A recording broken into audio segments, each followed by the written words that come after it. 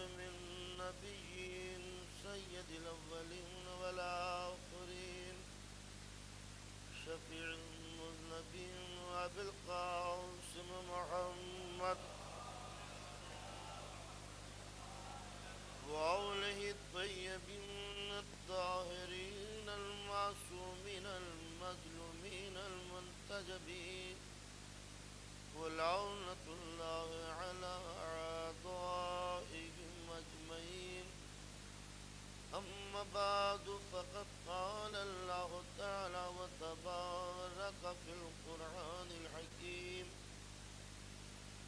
بسم الله الرحمن الرحيم فأقم وجهك للدين حنيفا فطرة الله التي فطر الناس عليها لا تبديل لخلق الله.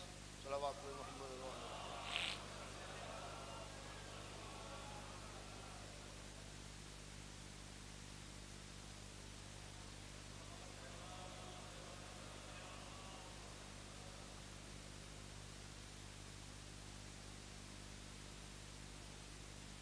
انسانوں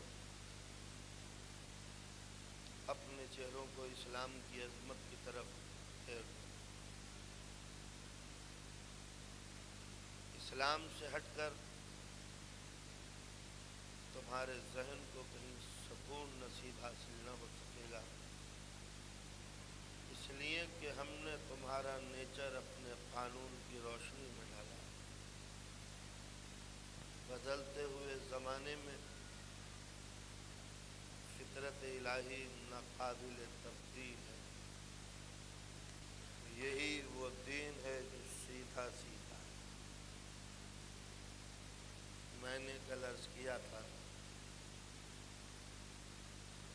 اور اب تک سلسلہ گفتگو اس منزل تک پہنچا ہے کہ بنانے والے نے یوں تو حضرت انسان کو آزاد بنایا تھا. انسان مختار ہے، جو چاہے کرے. نگاہوں سے جو مصرف لے کون روک سکتا ہے؟ زبان سے جو چاہے کہہ دے کون قطع کر سکتا ہے؟ کان سے جو چاہے سن لے کون سکندری بن سکتا ہے؟ جو چاہے ہاتھوں سے انجام دے کون ہاتھ قلم کر سکتا ہے؟ لیکن جو چاہے کیے جائے مگر فطرت انسانی ملول ہو کر رہ جائے. محسوس یہ ہوگا کہ جیسے اس نے ہماری منشا کے خلاف کام. تو یہ ایک طرف انسان کو آزاد بنایا اور اس آزاد انسان کے دماغ میں وہی ایک چنگاری ڈال دی کہ فطرت الہی تیرے حوالے کر رہا ہوں.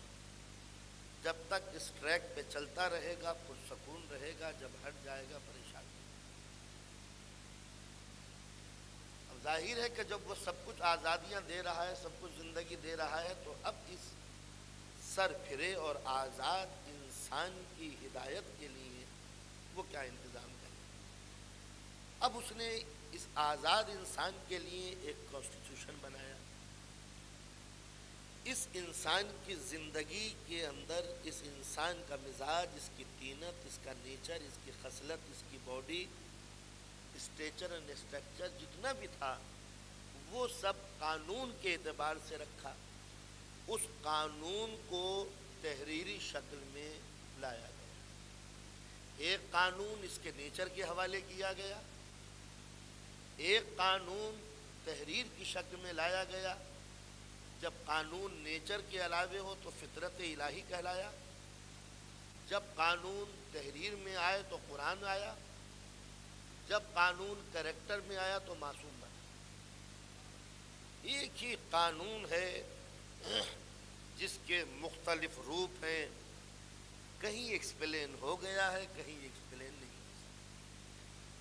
تو قدرت نے دو قسم کے مسلم بنائے. ایک وہ مسلم جو وتھ فورس مسلم بنایا گیا، ایک وہ چیز کہ جس سے ریکویسٹ کی گئی کہ اچھا ہے تو مسلمان بن جائے. ایک کو زبردستی مسلمان بنایا. مسلمان کے معنی داڑھی والا نہیں، مسلم، مسلم کی ڈیفینیشن میں بیان کر چکا، اس کو ریپیٹ کرنے کی ضرورت نہیں ہے. کس کو کہتے ہیں مسلم؟ جو الہی قانون کے آگے سر کو جھکا دے وہ ہے مسلم. سے بھولے نہیں ہوں گے. میں نے دو باتیں سب کی بتائی، مشرک کسے کہتے ہیں، کافر کسے کہتے ہیں، صرف دو باتیں. مسلم وہ جو قانون کی عظمتوں کے آگے سر کو جھکا دے وہ مسلم ہے، اور جو قانون کے آگے دل کو جھکا دے وہ مومن. تو اب اس پورے یونیورس میں دو قسم کے مسلم ہیں. ایک وہ کہ جس کو قدرت نے اپنے کنٹرول میں رکھ کے مسلم بنایا ہے. You have to do it.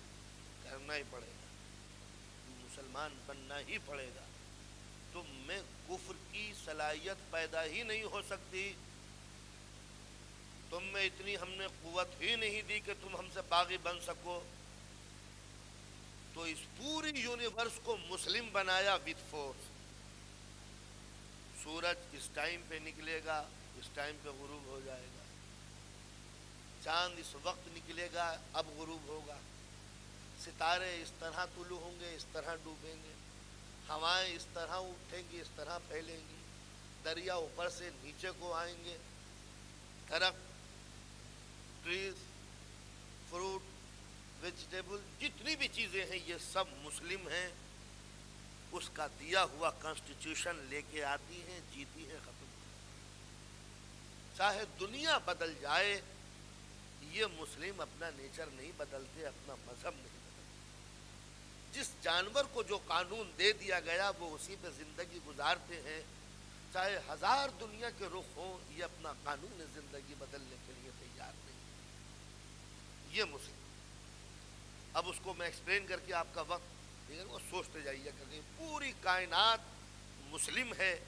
قدرت نے ان کے نیچر میں ایک قانون دے دیا کہ اس طرح زندگی گزارو. ہزاروں برس پہلے ایپل کو جو وٹامنز، جو اس کی خصوصیات، پراپرٹیز، ٹیسٹ جو دے دیا وہی قانون بیچارہ یہ لیے ہوئے.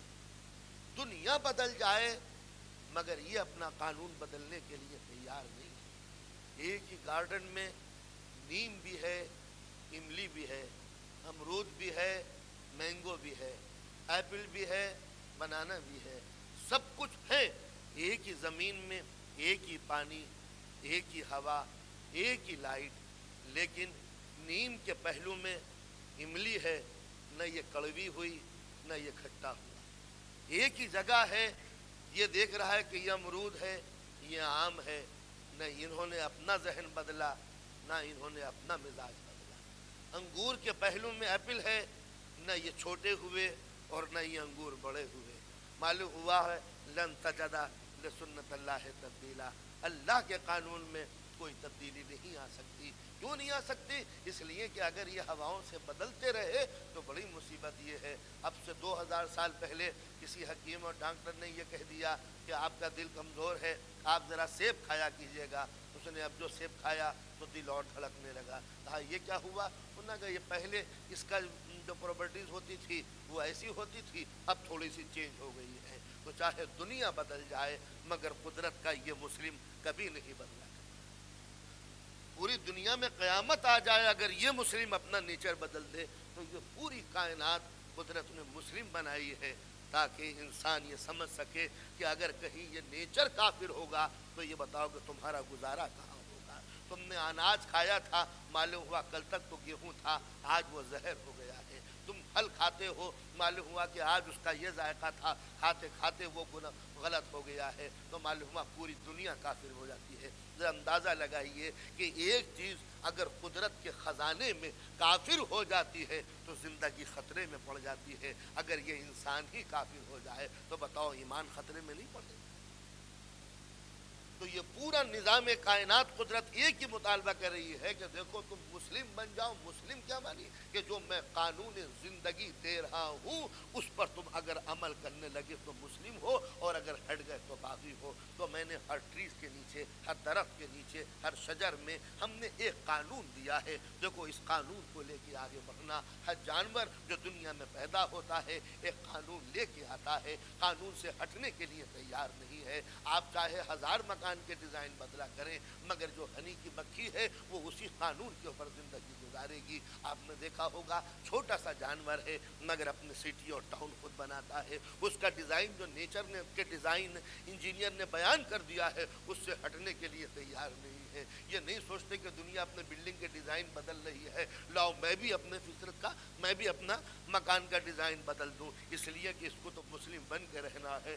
جو اس کے خالق نے جو ڈیزائن دے دیا ہے اس پر زندگی گزارنا وہ رہ رہی ہے. ایک مرتبہ اس کو رزق کی جستجو ہوئی. اس کو معلوم یہ ہوا کہ ایک چمن میں, گلزار میں, جہاں پر بہت سے پھول کھلے ہوئے ہیں وہاں جا کے اپنا رزق تلاش کرو. سی آئی ڈی نے آ کے رپورٹ کی کہ ہم نے دیکھا ہے وہاں پھول ہے. یہ تمام جتنے بھی سولجر اور سپاہی اور لیبر تھی یہ جا کے ان پھولوں پہ بیٹھ گئی. انصاف سے بتائیے گا پھولوں کا آپریشن ہو گیا, جو بہترین چیز تھی وہ نکال لی, مگر اس طرح کہ نہ نشان آیا نہ داغ آیا. اندازہ لگائیے اس سے بہتر قسم کا انجیکشن کون ایجاد کرے گا کہ رگے گل دل کی نکال لیا لیکن احساس تک نہ ہوا. اس لیے کہ اگر پھول روندے جاتے تو کون شاعر ان پھولوں کی تعریف کرتا. یہ بستیاں بسمار ہو جاتی. تو قدرت کے اس چھوٹے سے سپاہی نے بتایا کسی سے فائدہ لو تو جو چیز نکالنی ہے وہ نکال لو, مگر اصل چیز کو خراب مت کرو. اس لیے کہ ہر چیز کو دفاست پسندی اور صفائی کے ہم قائل ہیں. تو جب اس وقت بستر گل پر اس کے قدم رکھے گئے تو کوئی نشان, کوئی دھبا, کوئی اسپاٹ نہیں رکھا. معلوم ہوا کہ فطرت نے اس مسلم کو کتنا پاک و پاکیزہ بنایا ہے. تو جب یہ مسلم نفاست پسند ہے تو یہ اشرف المخلوقات مسلم یہ نجاست پسند کیوں ہوگا؟ تو آپ نے دیکھا ہوگا کہ سینکڑوں چمن کے اندر چیزیں لگی ہوئی ہیں مگر مکھی ہر جگہ نہیں بیٹھتی. وہیں بیٹھتی ہے جہاں پاکیزگی ہے. ہر پھول پہ نہیں بیٹھتی, وہیں بیٹھتی ہے کہ جو پاک و پاکیزہ پھول ہے. تو اب ظاہر ہے کہ چھوٹے سے اس مسلم نے بتا دیا کہ بھوک تو لگتی ہے مگر یاد رکھو اگر ہنی لینا ہے تو وہیں سے لینا جہاں صرف شرافتیں آتی ہیں, جہاں سے نجاستیں ملتی ہیں. اس پہ ہرگز نہ بیٹھنا. جس وقت یہ پھول لے کے چلے وہیں پر گیٹ پہ ایک گیٹ کیپر بیٹھا ہوا ہے. ڈاکٹر ایک ایک کو ٹیسٹ کرتا چلا جاتا ہے, پرمیشن دیتا چلا جاتا ہے, یس اوکے اندر داخل ہو سکتے ہو. ایک ایک آیا اور اپنا ٹیسٹ کراتے چلا گیا. ایک مرتبہ ڈاکٹر نے بہت ہی زہریلا انجیکشن لگایا اور جو ہنی کی وہ تھی مکھی وہ نیچے گر پڑی. میں نے پوچھا کہ مسٹر ڈاکٹر یہ تم نے کیا کیا؟ انہوں نے کہا معلوم نہیں ہے, گندے پھول کا نجس رس لے کے آ گئی تھی. آپ آنے دیتے؟ تم کو معلوم نہیں ہے کہ جب زہریلا شہد آئے گا تو شہد ہنی پوائزنس ہو جائے گا. ہو جانے دو. کہا اس کو اللہ کا چہیتا انسان کھائے گا. اگر کہیں زہر اس میں چلا گیا تو پوری برادری بدنام ہو جائے گی. تو ایک کو مار ڈالنا اچھا ہے بنسبت اس کے کہ پوری برادری بدنام ہو جائے. کہ یہ شہد کی مکھیاں اچھی نہیں ہوتی, زہریلا شہد تیار کرتی ہیں. اندازہ لگایا کہ قدرت نے انسان کو صحیح غذا پہنچانے کے لیے کس قدر احتیاط رکھتی ہے کہ ذرا سا زہر نہ آنے پائے. میں کہتا ہوں ذرا سا آ جائے تو کیا نقصان ہے؟ کہا یاد رکھو یہیں سے اسلامی قانون بنے گا. یہ چھوٹے چھوٹے پرند ہیں یہ, مگر ان کو یہ معلوم ہے کہ ہمارے لیے کون سی غذائیں مناسب ہیں, کون سی غذائیں مناسب نہیں ہیں. کچھ جائز ہیں, کچھ ناجائز ہیں. یوں دیکھنے کے لیے تو سب پھول ہیں مگر ہر پھول اس قابل نہیں ہوتا کہ اس کا رس نچوڑا جائے. تو دوستو, نوجوانوں, ذرا خود سوچو, جب چھوٹے سے پرندے کو یہ معلوم ہے کہ مسلم بننے کے لیے ہر غذا کا استعمال نہیں ہوا کرتا, کچھ جائز غذائیں ہوتی ہیں, کچھ ناجائز غذائیں ہوتی ہیں. چھوٹا سا پرندہ تو جانے کہ یہ حلال ہے یہ حرام, اور اتنا بڑا مسلمان نہ جانے کہ یہ حلال ہے یہ حرام. جس ہوٹل سے گزرا وہیں سے کھا لیا, جدھر سے گزرا ادھر ہی سے پی لیا. نہ یہ دیکھا کہ یہ نجس ہے یہ پاک, نہ یہ دیکھا کہ حلال ہے یا حرام. اب بحث کرتا ہے کہ میٹ اور میٹ تو سب برابر ہے, فرق کیا ہوا, یہ بھی میٹ ہے اور وہ بھی میٹ ہے. میں کہتا ہوں پھول پھول تو سب برابر ہے, پھر یہ رس سب کا کیوں نہیں آتا؟ مگر چھوٹے سے ذہن مسلم کو معلوم ہے ایک جائز ہے ایک ناجائز. صلوات پڑھیں محمد و آل محمد۔ تو آپ نے دیکھا کہ اس پورے نیچر کے اندر قدرت کا قاعدہ چلا آ رہا ہے۔ تو یہ شہد کی مکھی صرف پھول پر بیٹھتی ہے، فضول نہیں بیٹھتی، اور مکھی کے ساتھ ایک اور بھی مکھی ہے، وہ کبھی یہاں بیٹھی، کبھی وہاں بیٹھی، کبھی پھول پہ بیٹھی، کبھی روٹی پہ بیٹھی، کبھی مٹھائی پہ بیٹھی، کبھی نجاست پہ بیٹھی، کہیں غلاظت پہ بیٹھی، کہیں نجس چیز پہ بیٹھی۔ دیکھنے میں دونوں مکھیاں ایک جیسی، لیکن یہ جب بیٹھی گل پہ بیٹھی، پھول پہ بیٹھی، نکت پہ بیٹھی، شرافت پہ بیٹھی، پاک و پاکیزگی کے ماحول پہ بیٹھی، اور جب یہ بیٹھی نجاست پہ بیٹھی، خباثت پہ بیٹھی، بری چیز پہ بیٹھی۔ آخر ان دونوں مکھیوں میں فرق کیا ہے؟ تو پتہ یہ چلا کہ اس مکھی کا امام ہے اور اس مکھی کا کوئی امام نہیں۔ تو بنیادی فرق یہی کہ جس کا امام ہوتا ہے وہ نجاست پہ نہیں بیٹھتا، جو بے امام ہوتا ہے وہ کہیں بھی بیٹھ جائے۔ تو ہر مسلمان کو سوچنا چاہیے کہ وہ امام والے ہیں یا بے امام والے ہیں۔ صلوات پڑھیں محمد و آل محمد۔ تو معلوم یہ ہوا کہ اس جسم سے باہر کی جو دنیا ہے وہ اتنی پکی مسلم ہے، نہ پوچھیے۔ کسی آپ جانور کو پکڑ لیجئے، شیر کو، اور بم کر دیجئے، اس سے غذا مت دیجئے کھانے کو کچھ،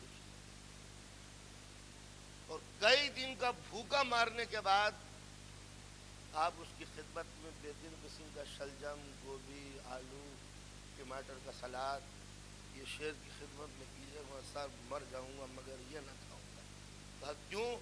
کہا یہ میری شریعت میں حرام ہے، یہ تو انسان کو شرف حاصل ہے کہ جو بھوک لگی جو سامنے آیا سب کھا گیا، لہذا میں تو وہی کھاؤں گا جو میرے قانون نے جائز قرار دیا ہے۔ آپ ایک بکری کو پکڑ لیجئے، کھانے کو مت دیجئے، ایک ہفتے کے بعد اس کی خدمت میں بہترین قسم کے سیخ کباب، کچھ کوفتے، کچھ پلاؤ، حضور کھائیے۔ انہوں نے کہا حضور مر جاؤں گی وہ چیز نہ کھاؤں گی جو میری شریعت میں حرام۔ تو آپ نے دیکھا کہ اس اسلام سے نکل کر جو اسلام ہے اس میں کتنی اطاعت ہے، کتنی فرما برداری ہے، کس قدر اپنے قانون الہی پر چلنے کے لیے تیار ہے۔ تو معلوم ہوا کہ جہاں پر الہی قانون پر چلا جاتا ہے وہاں کوئی فساد نہیں، کوئی ٹکراؤ نہیں، کوئی ہنگامے نہیں، کوئی زندگی کے اندر رزق خباثت نہیں۔ اب آئیے، وہ تو باہر کا اسلام تھا، اب ذرا ادھر کا اسلام لے لیجیے۔ اس کے اندر بھی ایک مسلم ہے، ایک کافر ہے۔ مسلم یہ پورا جسم ہے جو دماغ کے کنٹرول میں چل رہا ہے۔ کیا مجال جو انحراف ہو جائے، کیا مجال جو گستاخی ہو جائے، کیا مجال جو بغاوت ہو جائے، کیا مجال کہ جو انکار ہو جائے۔ ادھر انکار ہوا، ادھر مصیبت آئی۔ ہاتھ ہے، آگے فائر ہے، میں نے چھوا تھا، فوراً ہی میرے اس مخبر نے، سی آئی ڈی نے، جاسوس نے بتایا کوئی خطرناک چیز ہے جو میرے ہاتھ کے نیچے ہے۔ دماغ نے فوراً کہا ہاتھ ہٹا لے، فوراً ہاتھ ہٹا لے۔ ادھر آرڈر آیا، ادھر مسلم بن کے ہاتھ الگ ہٹ گیا۔ آپ نے چاہے سوچا ہو یا نہ سوچا ہو، چاہے کام کر رہے ہیں آپ کہیں اور آپ کا ہاتھ ایک مرتبہ الیکٹرک وائر پہ جا کے پڑ گیا، ہاتھ ایک دم صحیح ہو گیا۔ یہ آپ نے نہیں پھینکا، دماغ نے اپنا آرڈیننس بھیجا تھا۔ یہ تو مسلمان ہے، پکا غور کرے گا تب ہٹائے گا، اس سے پہلے کہ ہاتھ جل جائے تو فوراً ہٹا لے۔ یہ ہے خدا کا وہ اسلام کہ جو انسان کو خبر نہیں ہوتی اور اسلام جاری ہو ساری۔ تو آپ نے اندازہ لگایا کہ اگر جسم کا کوئی بھی حصہ دماغ کے حکم کو نہ مانے وہ فوراً ہی سزا پاتا ہے۔ ہاتھ رکھ کر رہا، جل گیا، پتہ تک نہ چلا۔ آنکھ پر کوئی بات آئی، فوراً آنکھیں بند ہو گئی۔ آپ نے سوچا نہیں کہ میں آنکھیں بند کروں یا نہیں کروں، خود دماغ نے بتا دیا کہ اگر مسلم بننا ہے تو فوراً اطاعت ضروری ہوگی۔ اس لیے کہ اگر سوچا کہ کیوں آنکھیں بند کروں تو جب تک آنکھ پھوٹ جائے گی اور پتہ نہیں چلے گا۔ تو اندازہ لگایا یہ ہے وہ قدرت کا نظام کہ جو باہر کی دنیا کے اندر اسلام ہی اسلام ہے۔ اب پورا جسم قدرت کے کنٹرول میں رکھ کر آپ سو گئے مگر اسلام اندر جاگ رہا ہے۔ کیا مجال کہ جو سرکولیشن آف بلڈ نہ ہو، آپ سوتے رہیں، آپ آرام سے پڑے ہوئے ہیں، مگر قدرت ہے جو آپ کی غذا کو معدے تک پہنچا کر ایکول ڈسٹریبیوشن آف بلڈ کر رہی ہے تاکہ انسان جو ہے وہ کہیں مصیبتوں کا شکار نہ ہو جائے۔ انسان سے بتائیے کہ اندر کا اسلام کتنا مستحکم ہے۔ صرف ایک ضمیر انسانی کو آزاد کر کے کہا تھا پوری دنیا مسلمان ہے، اب دیکھتا یہ ہوں کہ تو مسلمان کب بنے۔ اس ایک مسلمان کو پکا مسلمان بنانے کے لیے قدرت نے الہی کانسٹیٹیوشن بھیجا. یہ میرا قرآن ہے, اس پر عمل کرنا اگر دل چاہے تو. لیکن یہ کہ قرآن مجید کی آیات ہے, ہو سکتا ہے تو ایکسپلین نہ کرنا نہ سکے, ہو سکتا ہے مینی غلط بتا دے, ہو سکتا ہے مفہوم غلط ہو جائے, ہو سکتا ہے کچھ سے کچھ کہہ دے. تو لہٰذا اس قرآن کو صحیح منزل پر رکھنے کے لیے کچھ زندہ قرآن ہوں گے. یہ قرآن تو تیرے ہاتھوں میں ہوگا, جب چاہے آیت بدل دے, مگر کیا مجال جو ان کی آیت بدل جائے. یہ قرآن تیرے ہاتھوں میں, جب چاہے ٹرانسلیشن بدل دے, مگر کیا مجال جو ان کے مرضی کے خلاف تو کوئی حکم دے دے. لہٰذا یہ قرآن کسی بھی منزل پہ لے جا سکتا ہے. یہ وہ قرآن ہوں گے جو اس قرآن کو صحیح منزل پہ رکھیں گے. قرآن کیا کہتا ہے ان کو دیکھو, اس کی تفسیر میں مت آؤ, اس لیے کہ ہو سکتا ہے غلط نے تفسیر بتا دی ہو, مگر یہ وہ سچا قرآن ہے, یہ وہ زندہ قرآن ہے, یہ منہ بولتا قرآن ہے کہ کسی منزل پہ بھی رہے گا مگر یہ غلط چل ہی نہیں سکتا, کوئی غلط میننگ ہی نہیں بیان کر سکتا. کہا پھر ان کی ضرورت کیا تھی؟ کوئی انسان کی حفاظت کے لیے, ہدایت کے لیے, سدھارنے کے لیے کوئی اور آ جاتا. کہا تم سمجھے نہیں, جو بھی آتا وہ ہوتا کون؟ فرشتے کو بھیجتا, اپنے کسی اولاد کو پیدا کر کے بھیجتا. تو یاد رکھو جو بھی آتا انسان کے لیے بھاگنے کا راستہ نکل آتا. فرشتہ آتا, وہ یہ کہتا کہ نماز پڑھو, تو ہم اس کی نماز کو اسی طرح دیکھتے جیسے اڑتی ہوئی کائٹ کو دیکھتے ہیں, اڑتے ہوئے برڈ کو دیکھتے ہیں. بڑی اچھی معلوم ہوتی ہے, مگر ہم خود نہیں اڑ سکتے, لہٰذا تعریف تو کر سکتے ہیں مگر اس کے اڑنے کا حکم نہیں کہہ سکتے. کیوں؟ ارے میاں تم کو اللہ نے برڈ ہی بنایا ہے اڑنے کے لیے, اڑا کرو, ہم تو نیچے سے دیکھیں گے. ایسے ہی فرشتہ نماز پڑھتا, ہم دور سے تماشا دیکھتے. ہاں مسٹر, فرشتے نماز اسی طرح پڑھا کرتے ہیں. انہوں نے کہا روزہ رکھو, انہوں نے کہا یہ فرشتے روزہ رکھا کرتے ہیں, ہم جیسا انسان روزہ نہیں رکھا کرتا. وہ دیکھو کہ نگاہیں غلط نہ ہو جائیں, بری بات ہے, پاکیزگی کے ساتھ زندگی گزارنا. انہوں نے کہا کہ تم فرشتے ہو, تم کیا جانو کہ دل میں حرارت بھی ہوتی ہے. نتیجہ یہ ہوتا کہ یہ فرشتے حکم دیتے چلے جاتے اور آپ انکار کرتے چلے جاتے. اور کہیں اگر فرشتے سے ملاقات ہو جاتی تو آپ پوچھتے کیا تم ہماری ہدایت کے لیے آئے ہو؟ کئے بیٹے ہیں تمہارے؟ انہوں نے کہا ایک بھی نہیں. کہا بیٹی کتنی ہے؟ کہا ایک بھی نہیں. کیا بیوی کتنی ہے؟ کہ ایک بھی نہیں. کہا بھوک لگتی ہے؟ نہ قطن نہیں. کہا لباس کی ضرورت؟ نہ کچھ بھی نہیں. کہا کوئی مکان ہے؟ کہا مکان بھی نہیں ہے. کہا تب ہماری ہدایت کیا کرو؟ تم ہماری ہدایت کر کیا سکتے ہو؟ مزہ تو جب یہ ہے کہ جب تم مکان میں رہو اور ہر ہفتے تم کو کرایہ دینا پڑے. مزہ تو یہ ہے کہ بیوی ہو اور رات دن اپنے مطالبات تم سے منوائے. مزہ تو جب ہے کہ جب بیٹیاں ہوں اور شادی کی فکر تمہیں ہو. مزہ تو جب ہے کہ جب بیٹے ہوں اور جب وہ آوارہ ہو رہے ہوں تو باپ کے دل پہ کیا گزرتی ہے, اس کو کنٹرول کرو تو ہم بھی جانے. نتیجہ یہ ہوگا کہ فرشتے ہدایت کرتے ہوئے چلے جائیں گے اور کوئی بھی انسان ماننے کے لیے تیار نہ ہوگا. ضرورت ان ہادیوں کی تھی جو دنیا میں آئے, حکم دے نماز پڑھو. ہم سے نہیں پڑھی جاتی. آپ نے کبھی نماز پڑھی ہے؟ انہوں نے کہا آؤ, جب صبح بے پناہ دھوپ ہو اس وقت مصلی بچھا کے ہم دکھا دیں گے. انہوں نے کہا میاں بڑے ٹھاٹ سے زندگی تم نے گزاری, گھر میں پڑے رہتے تھے, نماز پڑھتے تھے.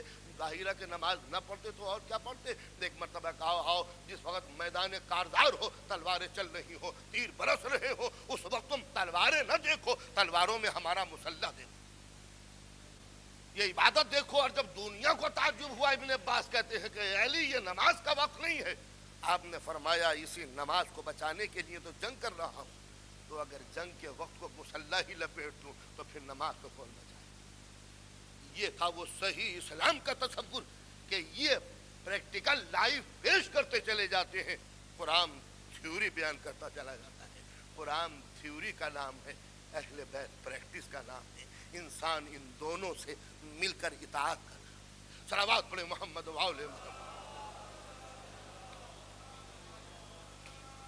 تو لہٰذا اگر انسان کے سامنے یہ کانسٹیٹیوشن, یہ تھیوری اور وہ پریکٹیکل لائف نہ ہوتی تو انسان کے لیے صراط مستقیم بڑی گنجلک ہو جاتی. اس لیے کہ قدرت نے انسان کو کچھ پاور دیے تھے, کچھ طاقتیں دی تھی. انسان کے جسم کو پاور کی ضرورت تھی, پاور کے لیے غذا کی ضرورت تھی. انسان کو غذا دی. اب غذائیں دو قسم کی ہیں, ایک حلال ہے, ایک حرام ہے. تو ظاہر ہے کہ اگر بھوک لگے اور انسان نے حرام غذائیں کھا لی تو اب انسانیت کی پوزیشن خراب ہو جائے گی. ضرورت تھی اس بات کی کہ کوئی مثال دے کہ دیکھو حلال کھانا, حرام نہ کھانا.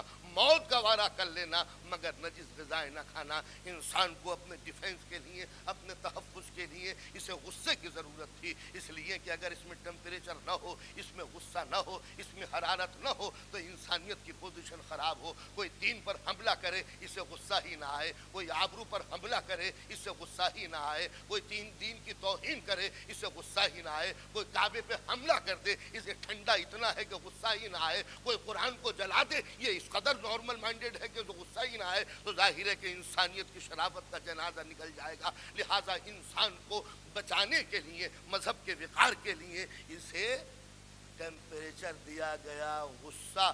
مگر مصیبت یہ بھی تو تھی کہ غصہ لے کے کہیں مس یوز تو نہیں ہو جاتا، کہیں ایسا تو نہیں ہے ہم نے بچانے کے لیے غصہ دیا ہے، لیکن اگر یہ ملک فتح کرنے کے لیے اسے غصہ آنے لگے، اسے غریبوں پہ غصہ آ جائے، اسے یتیموں پہ غصہ آ جائے، اسے لاوارثوں پہ غصہ آ جائے، اسے بیواؤں پہ غصہ آ جائے، اسے مظلوموں پہ غصہ آ جائے، تو انسانیت گئی یا نہیں گئی؟ تو یا تو غصہ نہ دے تو انسانیت ویسے ہلاک ہٹی، اور اگر غصہ دے تو دنیا میں ویسے تباہی بھی آئی۔ اب ضرورت ہے اس بات کی کہ کوئی ایسا انسان ہو جس کے پاس غصہ تو ہو مگر غصے کا مس یوز نہ جانتا ہو، اس لیے کہ اگر معصوم کے پاس غصہ ہی نہ آتا ہو تو ہماری ہدایت کیا کرے گا؟ ہم کہہ دیں گے جی ہاں انہیں جلال ہی نہیں آتا، انہیں غصہ ہی نہ آتا۔ تو اب ضرورت تھی اس بات کی کوئی کریکٹر ایسا ہو جسے غصہ آئے لیکن غصے کا غلط استعمال نہ کرتا ہو، تاکہ ہمارے لیے عملی نمونہ بن سکے۔ اب علی جیسا سپاہی ہے مد مقابل، عمر ابن عبد آیا ہے، مولا نے اس کو پچھاڑا، سینے پہ چڑھ گئے، چاہتے ہیں کہ اس کو ذبح کرے، ایک مرتبہ اس نے چہرے پر کچھ گستاخی کی، لعاب دہن پھینک دیا، مولا اتر گئے، ٹہلنے لگے۔ عمر کو بڑا تعجب ہوا کہ علی جیسا فاتح مجھ کو شکست دے کر مجھ کو تو اور جلدی قتل کر دینا چاہیے تھا۔ پوچھا عمر نے، اے علی مجھے چھوڑ کیوں دیا؟ کہا جب قتل کر رہا تھا تو صرف اللہ کے لیے کر رہا تھا، انہوں نے تھوکا، مجھے غصہ آیا، تو اگر میں اپنے اس غصے کی موجودگی میں اگر تجھ کو قتل کروں گا تو فی سبیل اللہ قتل نہیں ہوگا، بلکہ میرا غصے نے تجھ کو قتل کر دیا۔ جب غصہ ٹھنڈا ہو جائے گا تب تجھے قتل کروں گا، تاکہ صرف اللہ کی راہ میں تیرا قتل ہو۔ اندازہ لگائیے کس قدر مختلف ذہن ہے عام انسانوں سے، ہم اس کو رہبر مانے تھے جس کو غصہ ہی نہ آتا ہو، جیسا فرشتہ، اس بیچارے کو کیا جانے۔ لہذا انسانی ہدایت کے لیے وہ ہستیاں ہونی چاہیے جنہیں غصہ آتا ہو لیکن غصے کا صحیح استعمال جانتے ہو، کب جلال آئے کب جلال نہ آئے۔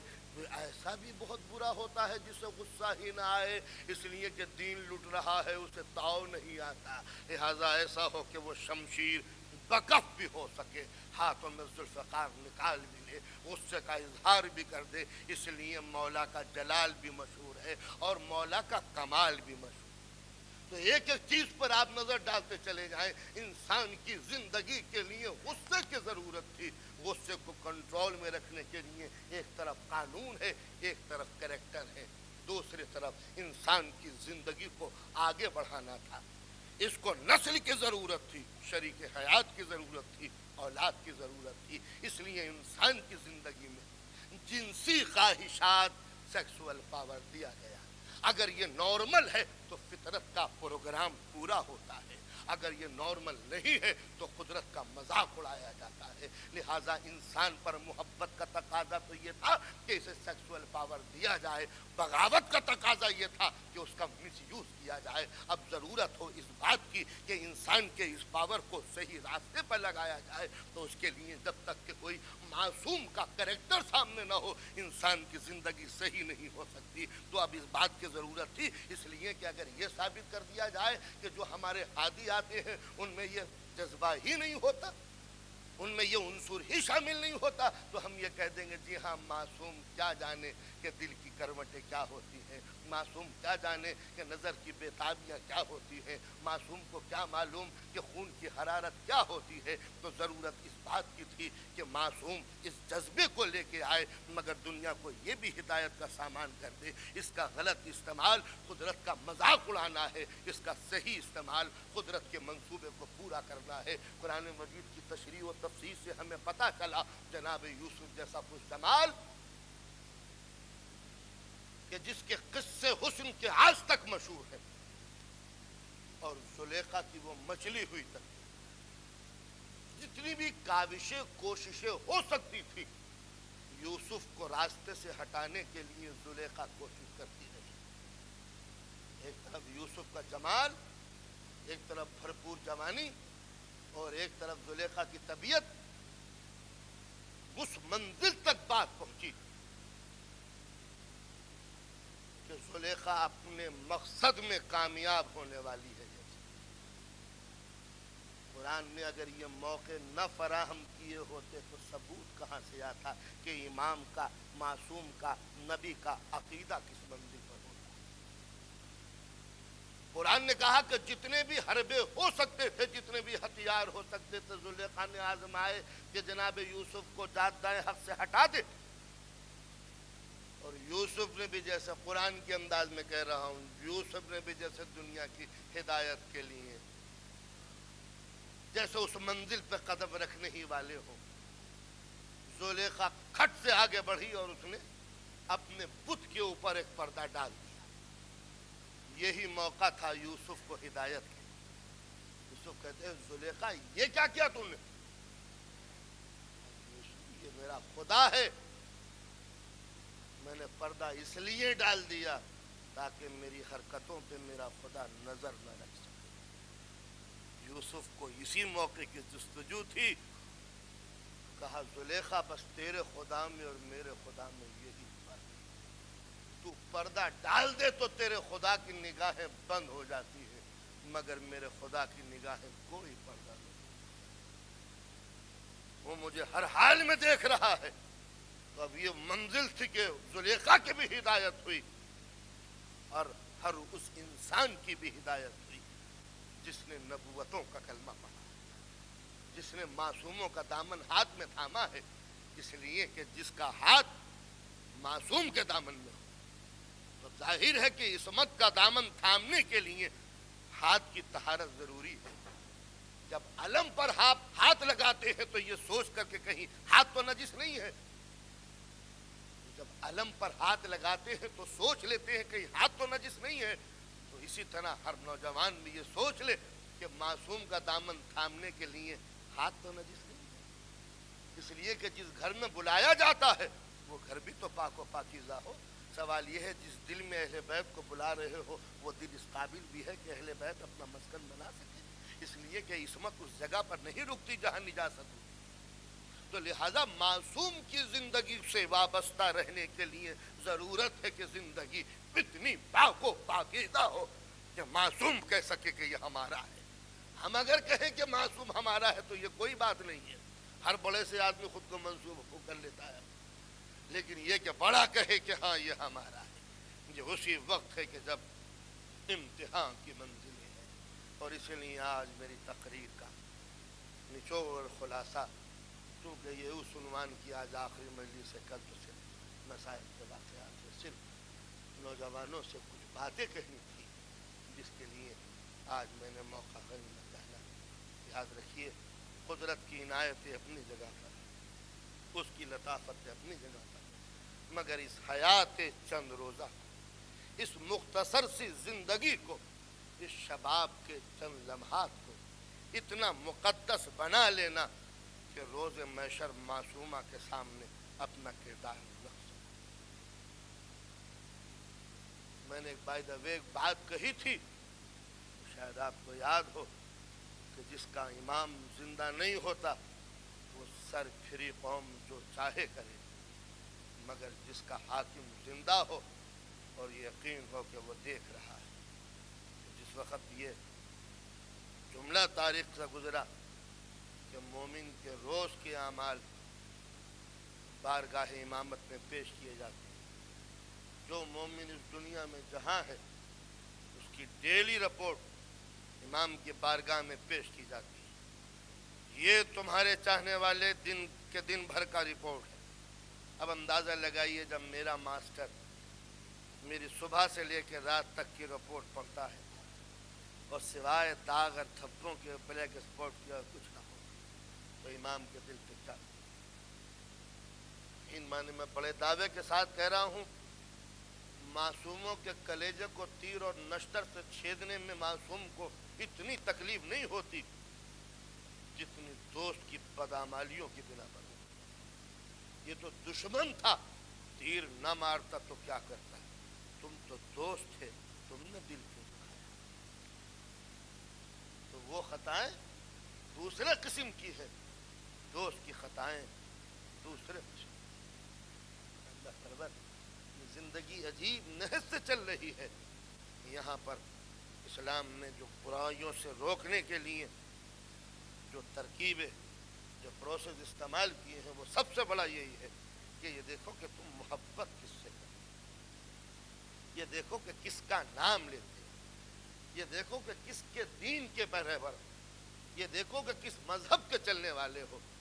تو اگر یہ مذہب ایسے ہی انسانوں کا تھا کہ جن کی زندگی میں خباثتیں آئی ہیں تو جو چاہے کرو، لیکن طیب و طاہر کا مذہب، پاک و پاکیزہ انسانوں کا مذہب، جہاں پر آیا تطہیر حصار بن کر اعلان کر رہی ہو کہ ان کے دامن زندگی میں کوئی بدن مذہب کا نہیں ہے، تو وہ قوم اگر معصوموں کا نام لے اور وہ پھر نجاست کی زندگی میں قدم رکھے، نوجوان کو یہ نہ معلوم ہو کہ کون سی چیزیں نجس ہیں، کون سی چیزیں پاک، اور وہ بھی در اہل بیت پہ آنے والے غلاموں کو.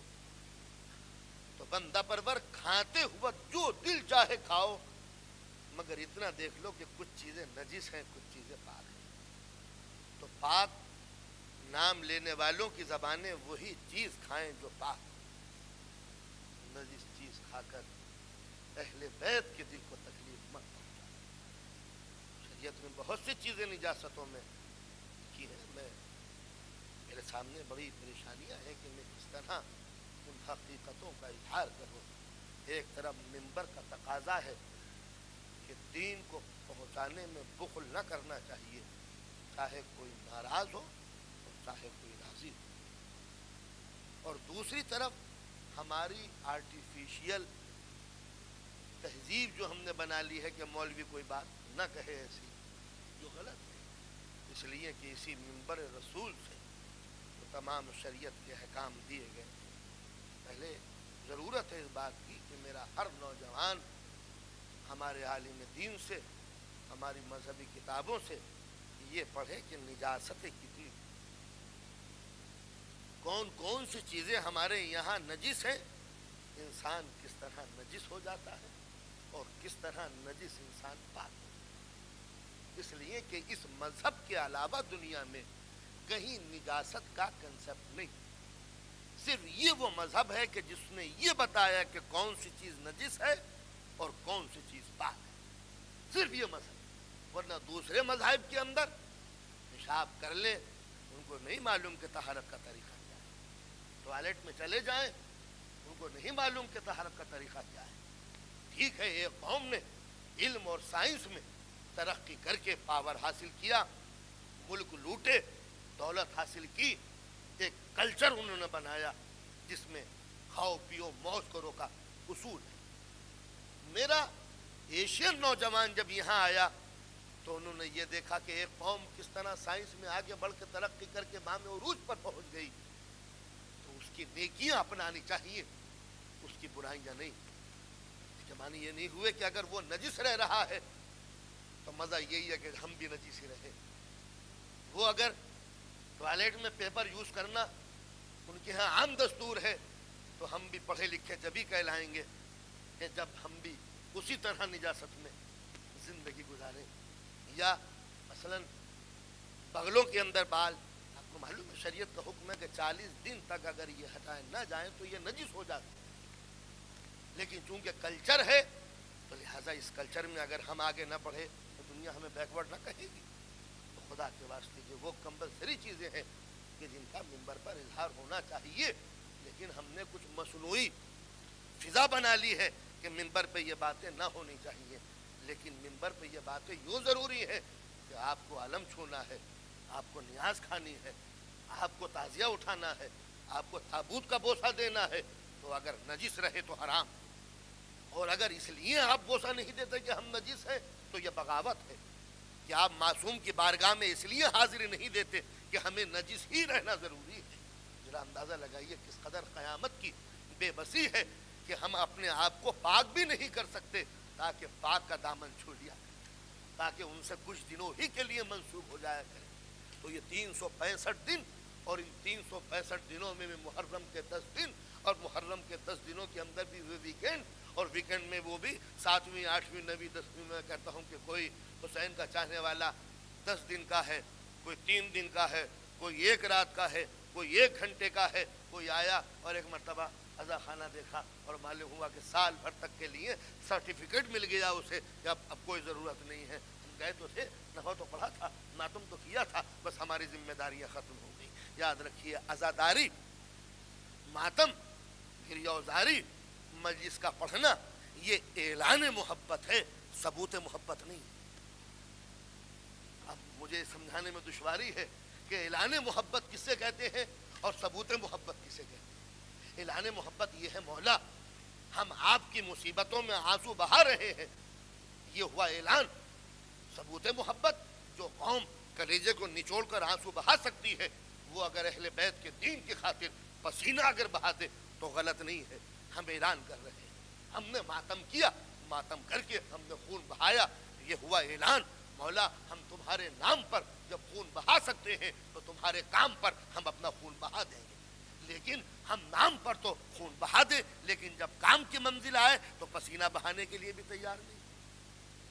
تو اب یہ ساری باتیں فریب بن جاتی ہیں، ساری باتیں دھوکہ بن جاتی ہیں. میں گھنٹوں گھنٹوں تقریر تو کرتا ہوں اہل بیت کی محبت کا اظہار کے لیے، ان کے حق کے اظہار کے لیے، ان کی سچائی کے اعلان کے لیے، لیکن جب ان کے دین پر مر مٹنے کا موقع آتا ہے تو مجھے کسل محسوس ہوتا ہے، مجھے تھکن محسوس ہوتی ہے. تو ظاہر ہے کہ میری یہ پوری تقریریں پروفیشنل بن کے رہ جائیں گی جس کے نیچے کوئی حقیقت نہ ہوگی. تو لہٰذا یہ عزاداری اعلان محبت ہے، ثبوت محبت کچھ اور ہے. اس لیے کہ جس وقت آپ نے علی اکبر کا نام لیا تو نوجوانوں نے علی اکبر کا ماتم کیا. ٹھیک ہے، بڑی پیاری بات ہے، آپ نے علی اکبر کا نام لے کر اس تمام گروپ کو کینسل کر دیا جس نے ان کے سینے میں نیزہ لگایا تھا. مگر یاد رکھیے، جس وقت آپ نے کہا علی اکبر کا ماتم کریں گے، ہم سینے کا خون نکالیں گے. کیوں نکالیں گے؟ اس لیے کہ ہمارے شیر کے سینے پر برچھی لگائی گئی تھی. تو ہم اعلان کرتے ہیں، شہزادے کربلا میں ہم ہوتے تو نیزے کے آگے اپنا سینہ رکھ دیتے، انی کے آگے اپنا کلیجہ رکھ دیتے، آپ کو ہٹا دیتے، خود مارے جاتے. یہ اعلان ہے یا نہیں؟ تو ہم نے ثبوت دیا کہ ہم علی اکبر کی محبت میں اپنے سینے کا لہو دینے کے لیے تیار ہے. نوجوانوں، اسی پہ قائم رہنا. جب علی اکبر یہ کہہ کے بلائیں آؤ اور نیزے کے آگے اپنا سینہ رکھ دو، تو کون نوجوان ہے تم میں جو یہ نہ کہے کہ ہم سینہ رکھنے کے لیے تیار ہیں، ہم سینے کا لہو دینے کے لیے تیار ہیں. مگر یاد رکھو، علی اکبر دن کے وقت بلائیں گے سینے پہ نیزہ کھانے کے لیے، لیکن اگر صبح کی نماز کے وقت اذان دے رہے ہو تو بتاؤ علی اکبر کی اذان پہ اٹھو گے یا سو گے؟ اسی لیے کربلا میں امام حسین نے علی اکبر سے اذان دلوائی تھی کہ اگر کسی بوڑھے سپاہی سے اذان دلواتا ہوں تو دنیا کہہ دے گی کہ صبح کا اٹھنا بوڑھوں کا کام ہے، نوجوانوں کا نہیں. اسی لیے علی اکبر کو اٹھایا تھا. علی اکبر اٹھو، اذان دو تاکہ نوجوان قوم اٹھ سکے، تاکہ نوجوان قوم اٹھ سکے. اور میرے نوجوان نے اگر علی اکبر کی اذان سن کر آنکھیں بند کر لی تو بتاؤ ماتم کی قیمت کیا رہے گی؟ ماتم کی قیمت کیا رہ گئی؟ اور جب اس منزل پر آیا تو میرے نوجوان نے، میرے عوام نے، میرے حسین کے سپاہیوں نے ایک اصول بنا لیا، مولانا یہ بہت پرانی باتیں ہیں، بھلا نماز سے ہمارا کیا تعلق؟ روئیں گے جنت میں چلے جائیں گے، ماتم کریں گے جنت میں چلے جائیں گے، فرش عزا بچھائیں گے اور جنت میں چلے جائیں گے. اس لیے کہ معصوم کی حدیث ہے کہ جو محبت اہل بیت میں روئے یا رلائے وہ جنت میں جائے. تو یاد رکھو، معصوم کی حدیث غلط نہیں ہو سکتی، ہاں مفہوم غلط ہو سکتا ہے، سمجھ میں نہ یہ بات ہو سکتی ہے، مگر معصوم کی حدیث غلط نہیں ہے. معصوم نے صحیح کہا تھا کہ جو ہماری محبت میں روئے وہ جنت میں جائے گا. مگر یہ شرط پہلے ہے کہ محبت میں روئے. مصائب کے اثر سے رونا اور بات ہے، محبت میں رونا اور بات ہے. مصائب کا اثر تو پتھر کو رلا دیتا ہے، مصیبت کا ذکر تو کافر کو رلا دیتا ہے. علی اصغر کی شہادت تو ہرملا کو رلا دیتی ہے، مظلوم کی مصیبت تو یزید کو رلا دیتی ہے. تو حسین کی حسین پاک کا گریہ سن کے، حسین کے مصائب سن کے رونا کوئی فضیلت نہیں ہے. رو تو حق جان کے رو تو سچائی سمجھ کے رو تو دل میں محبت کر کے رو، اس لیے کہ اس رونے کی حقیقتاً بڑی قیمت ہے، اس لیے روتا وہ ہے جس کے دل میں محبت ہو، اور جس کے دل میں محبت ہوتی ہے وہ محبوب کی ہر ادا پہ مر مٹتا ہے مگر محبوب کے اقوال کو نہیں چھوڑتا۔ جس کا نام ہے نماز، تم نے غلط سمجھا کہ وہ نماز کسی قسم کی عبادت کا نام ہے۔ نماز نام ہے اہل بیت کے اعمال کا، نماز نام ہے محبوب کی اداؤں کا، نماز نام ہے محبوب کے مشغلے کا۔ انہوں نے نمازیں پڑھی تھی تو فرشتوں کو نمازیں پڑھنی آئیں، انہوں نے قیام کیا تھا تو فرشتوں نے قیام کرنے کا ڈھنگ سیکھا، انہوں نے رکوع کیا تھا تب فرشتوں نے رکوع کیا ہے، انہوں نے سجدے کیے تھے تب فرشتوں نے سجدے کیے ہیں۔ تو جس کا نام ہے نماز وہ تو محبوب کا ذکر کا نام ہے، محبوب کے اعمال کا نام ہے، محبوب کے کریکٹر کا نام ہے۔ تو جس کو محبوب کا کریکٹر پیارا نہ ہو وہ محبوب کا نام لینے کا حقدار نہیں۔ اس لیے جب فرض کیجئے آپ سے میری دوستی ہے اور مجھے اپنے محبوب سے ملاقات کرنی ہے تو اب ظاہر ہے کہ غلط نمبر پہ تو رنگ کروں گا نہیں، جہاں ان سے ملاقات ہو سکتی ہے وہی ملاقات کروں گا۔ تو اگر فرض کیجئے مجھے معصوم سے ملاقات کرنی ہے تو اگر نماز کے وقت جانا ہے تو مسجد میں ملاقات ہوگی، لیکن یہ کہ جب معصوم نماز میں مشغول ہے تو میں سونے میں مشغول ہوں، اور جو جاگا تو معصوم ظاہر ہے کہ اس کو جاگنے کی ضرورت ہے۔ تو یہ تھا اسلامی تصور، اور یہ تھا کربلا کا واقعہ کہ انسان کے احساس کو مصیبت سے بڑھ کر کسی طریقے سے نہیں جگایا جا سکتا۔ انسان کے دل کی رگیں تب پھپھڑتی ہیں جب کسی کو مصیبت میں دیکھتا ہے، خوشیوں کے لمحات گزار دیتا ہے مگر مصیبت کی گھڑیوں میں انسان جان دے دیتا ہے۔ جن محبت اہل بیت کا واسطہ دے کر قرآن نے یہ کہا تھا کہ اجر رسالت کچھ نہیں ہے سوائے محبت اہل بیت کے، اس کے معنی یہی تھے کہ جب اہل بیت سے محبت کرو گے تو محبوب کے دروازے پہ جاؤ گے، جب محبوب کے دروازے پہ جاؤ گے تو نماز کی آواز آئے گی، روزوں کی تلقین ہوگی، جہاد کا حکم ہوگا، زکوٰۃ کے احکام ہوں گے، شریعت پر چلنے کی تلقین ہوگی، برائیوں سے بچنے کا سلیقہ سکھائیں گے، نیکیوں کی طرف تم کو بلائیں گے، برائیوں سے نفرت دلائیں گے۔ محبوب سے محبت ہوگی تو محبوب کے اعمال سے محبت ہوگی، ان کی حرکتوں سے محبت ہوگی، ان کی اعمال صالحہ سے محبت ہوگی۔ تو اب ظاہر ہے کہ کربلا کا نام لے کر ذہنوں کو بلایا تھا، اہل بیت کے قصے سنا کر ذہن کو بنایا۔ یہ ہے اسلامی تصور کہ کس طرح مسلمانوں کو بلائیں تو کربلا کی مصیبتوں کا نام لے کے بلایا۔ فرش عذاب پر اس لیے بچھائی تھی تاکہ دل نرم ہو سکے، اور جب کربلا کی ساری مصیبتیں تمہاری نگاہوں کے سامنے آ جائیں تو عصر عاشور کا سجدہ کبھی نہ بھول، اور جب عصر عاشور کا سجدہ کبھی نہ بھولو گے تو وہ بھیانک رات شام غریبہ جو قریب آنے والی ہے اس کو بھی نہ بھولنا۔ اور ایک جملہ کہہ دوں تو مصائب نہیں پڑھ رہا، حاصل مصائب ہے۔ 10 دن تک میں آپ کی خدمت کرتا رہا، اصل دین اب ہے جو میں پیش کر رہا ہوں۔ اب تک صرف بلایا تھا، آج سمجھانے کی منزل ہے۔ خدا کے واسطے حسینیوں، نوجوانوں، علی کے ماننے والوں، اگر کوئی بیٹی میری تقریر کو سن رہی ہے تو کنیز سیدہ ہے، اسی غلامی کا واسطہ دے کے کہتا ہوں، یہ دنیا خباثتوں کی طرف بڑھ رہی ہے، انسانیت نجاستوں کو مرکز کی طرف بڑھ رہی ہے، شرافت انسانی پامال ہو چکی، انسان یورپ کی تقلید کرتا ہوا اس منزل پر پہنچ چکا جہاں باہمی رشتے ٹوٹ چکے ہیں، باپ بیٹی کا نہیں، بیٹی ماں کی نہیں، بھائی بھائی کا نہیں، انسان اپنا نہیں تو جو خود ہی مر رہے ہو ان کی تقلید کیوں کر رہے ہو؟ جہاں گھر کا شیرازہ منتشر ہو چکا ہو، جہاں شرافتوں کے دم نکل چکے ہوں، جہاں پاکیزگی کوئی چیز نہ ہو، جہاں پر طہارت کا نام نہ ہو، کس کو کہتے ہیں شرافت ان کو نہیں معلوم، کس کو کہتے ہیں نظافت ان کو نہیں معلوم، کس کو کہتے ہیں پاکیزگی ان کو نہیں معلوم۔ اگر اہل بیت کے مذہب پہ چل رہے ہو تو اس ملک میں رہنے والوں کو اسلام دے دو، نہ جائیے کہ کفر کی نقل کر کے خود بھی اپنا ایمان دو۔ لہٰذا یہ ادارہ اسی لیے خریدا گیا ہے، یہ تمام یہ بام و در اسی لیے بنائے گئے ہیں کہ دنیا کے کام سے ہٹ کر محبت اہل بیت کے نام پر آپ یہاں پر آ کے بیٹھے، ذکر اہل بیت سنیں، فیصلہ کریں ہمیں اپنے بچوں کو باغی بنانا ہے اسلام سے یا اسلام کا وفادار بنانا ہے۔ ظاہر ہے کہ جو ماں باپ رات دن اپنے بچوں سے انگریزی میں گفتگو کرتے ہیں ان کو یہ توقع رکھنی چاہیے یا تو کوئی خطیب اور مولوی ایسا تلاش کرے جو صرف انگریزی میں گفتگو کرتا ہو، لیکن اگر ہماری زبان بدنصیبی بدقسمتی سے اردو ہے تو اپنے بچوں کو اتنی دیر کے لیے اردو پڑھاؤ یا ٹرانسلیشن کر کے بتاؤ تاکہ وہ دین تمہارا سمجھ سکے، ورنہ وہ زیادہ دن دور نہیں ہے جب یہی نسل جوان ہو کے تمہارا مذاق اڑائے گی، تمہارے دین سے ہٹ جائے گی، تب گھر کے گوشوں میں رو گے کہ یورپ میں اپنی زندگی کو سنوارنے کے لیے آئے تھے، زندگی تو سنور گئی، دین بگڑ گیا۔ لہذا جہاں سرمایہ خرچ کرتے ہو اولاد کو کھلانے کے لیے، جہاں اپنے پاؤنڈ صرف کرتے ہو ان کا اچھا لباس بنانے کے لیے، خدا کے واسطے اس بے پناہ دولت میں سے کچھ بچوں کے دین بڑی ہوپ لیس قسم کی رپورٹ ہے کہ پوری کمیونٹی نے مل کے 8,000 پاؤنڈ اکٹھے ادارے کو نہ دیں، کوئی پرابلم نہیں ہے، ادارے کو دیں، اپنے بچوں کے لیے آپ کتنا لٹریچر تیار کیا آپ نے انگریزی میں، کہتے دیتے ہیں کہ کوئی لٹریچر نہیں ہے، بڑے شرم کی بات ہے۔ ہمارے بچوں کا مستقبل میں بڑے یقین کے ساتھ کہتا ہوں بڑا تاریک نظر آتا ہے، کوئی ان کا بندوبست آپ نہ گھر میں کرتے ہیں، نہ اسکول میں کرتے ہیں، نہ اداروں میں کرتے ہیں۔ تقریر کر چکا، چلا جاؤں گا اپنے وطن، اب آپ ہوں گے اور یورپ کا اشرف زدہ ہوگا۔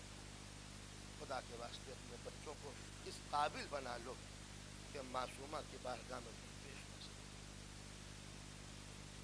میں اپنی بیٹیوں سے، بہنوں سے، ماؤں سے، کربلا کی ماؤں کے نقش قدم پر چلو، کس طرح انہوں نے دین کی خاطر بچوں کو سنوارا تھا۔ کربلا میں بوڑھے بھی تھے، بچے بھی تھے، کسی کو دیکھا کہ دین سے منحرف ہوا؟ تو اسی لیے ہم کربلا کی ماؤں کا ذکر کرتے ہیں۔ یاد رکھیے صرف ماؤں سے اس لیے کہنا ہے کہ اگر ماں صحیح ہے تو بچے درست ہیں، گھر درست ہے۔ ماں اگر غلط ہے تو نہ شوہر صحیح رہ سکتا ہے اور نہ بچے صحیح رہ سکتے ہیں۔ لہٰذا یہ سیدہ کی امانتیں ہیں تمہاری گودیوں میں، اگر تم نے انہیں نجاست کا سبق سکھایا تو یہ بھی ڈوب گئے، تم بھی ڈوب جاؤ۔ لہٰذا یہ زینب و ام کلثوم کا مذہب بڑی قربانیوں کے بعد یہاں تک پہنچا ہے۔ یہ امانت ہے زینب، اسے زینب کے حوالے کر دینا، جیسا دین دیا ہے ویسا ہی دین واپس کر دینا۔ کہیں ایسا نہ ہو کہ روز محشر جناب زینب سے تمہارے سامنے رسوائی۔ یہ مذہب سیدہ کا مذہب، یہ مذہب خدیجہ الکبریٰ کا مذہب، یہ مذہب ان شہزادیوں کا مذہب ہے جنہوں نے بچے اسی لیے پالے تھے کہ اسلام کے قربان۔ سلام کرو ام البنین کی عظمتوں، ام البنین جو معصومہ نہیں تھی، کسی معصوم کی بیٹی بھی نہیں تھی، عام قبیلے کی رہنے والی بہادر سرماؤں کی بیٹی، جب علی کے در پہ آئی ہے دلہن بن کے، تو سب سے پہلے دلہن نے اپنا سر زمین پہ ٹیکا، سجدہ شکر ادا کیا۔ پالنے والے تیرا احسان ہے، اس گھر میں دلہن بن کے آ رہی ہوں جس گھر میں کبھی نبی کی بیٹی دلہن بن کے آئی۔ ام البنین نے سجدہ شکر ادا کیا اور سب سے پہلے جو سوال کیا ہے علی کے گھر میں آ کے یہ کیا ہے، یہ بتاؤ میرے شہزادے کا۔ کسی نے کہا کہ حجرے میں، مکان میں ہے، طبیعت خراب ہے، دونوں بچوں کی سو رہے۔ سب سے پہلے ام البنین اس حجرے میں گئیں جس میں حسن و حسین سو رہے۔ بتاؤ، ام البنین نے سر کے بال کھولے اور صدقہ پھرنا شروع کر دیا بچوں کے چاروں طرف، اور ایک مرتبہ کہتی ہے بچوں یہ نہ سمجھ لینا ماں بن کے آئی، یہ نہ سمجھ لینا ماں بن کے آئی ہوں، کنیز ہوں، لونڈی ہوں، خدمت گزار ہو تمہاری شہزادی۔ یہ ماں تھی عباس کی۔ اور آپ کو معلوم ہے کہ مولا نے ایک جملہ کہا تھا جناب عقیل سے اپنے بھائی سے، علی نے، عقیل میں چاہتا ہوں کہ ایسے خاندان میں شادی کروں کہ جو بے پناہ بہادر و سورما ہو، ایسی شریف ماں کا پتہ بتاؤ جس سے وہ بیٹا پیدا ہو جو میرا حسین کا مددگار بن سکے۔ جناب عقیل نے ام البنین کا پتہ دیا، پیغام لے کے گئے، علی سے شادی ہوئی، ام البنین آئی۔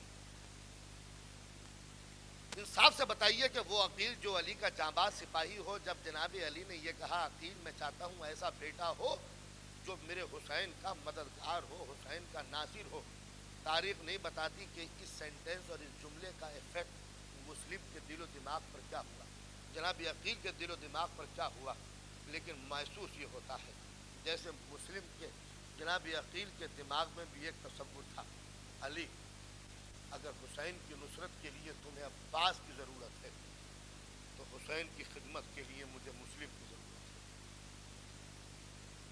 اسی زمانے میں عقیل کے ایک فرزند پیدا ہوا جس کا نام مسلم رکھا، اور میں یہ جملہ یوں کہہ رہا ہوں، مجھے تاریخ میں تو نہیں ملتا، لیکن ہاں جس وقت میں مشرف ہوا زیارت سے اور میں نے دونوں شہزادوں کی زری پر ٹنگی ہوئی وہ زیارت دیکھی جو امام ولی عصر نے تحریر فرمائی ہے، تو آپ کو تعجب ہوگا جو الفاظ، جو ورڈز، جو سینٹنس عباس کے لیے یوز ہوئے ہیں وہی جملے مسلم بن عقیل کے لیے استعمال ہیں۔ جیسے امام کی نگاہوں میں دونوں شیر ایک جیسے، ایک مسلم اور ایک عباس۔ تو عباس مولا کے ساتھ ساتھ اور مسلم وہ غریب الوطن کہ جو اس بے بسی میں شہید ہوا کہ کوئی جنازے پہ اپنا نہ تھا، کم سے کم عباس کے جنازے پر مولا تو تھے مگر مسلم کے جنازے پہ سوائے غربت کی اور کچھ نہ تھا۔ تو یہ عباس کی ماں ام البنین کہ جس نے شادی سے پہلے خود کو صدقہ پھر کے یہ بتایا شہزادوں ماں بن کے نہیں آئی، کنیز اور لونڈی بن کے آئی ہوں۔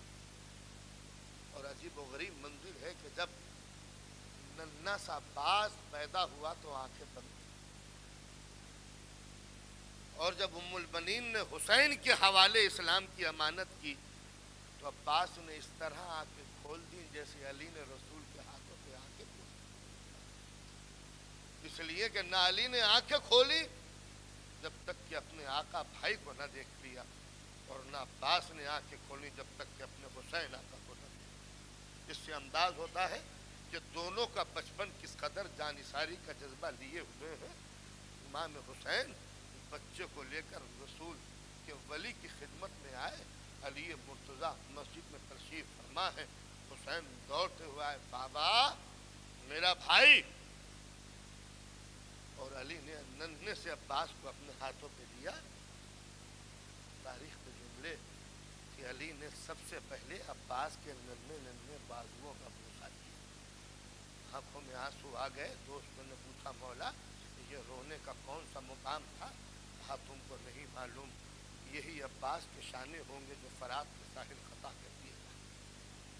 معلوم ہوا کہ جس دن عباس کی زندگی کا پہلا دن تھا، عباس کے وفاؤں کے قصے شروع ہونے لگے۔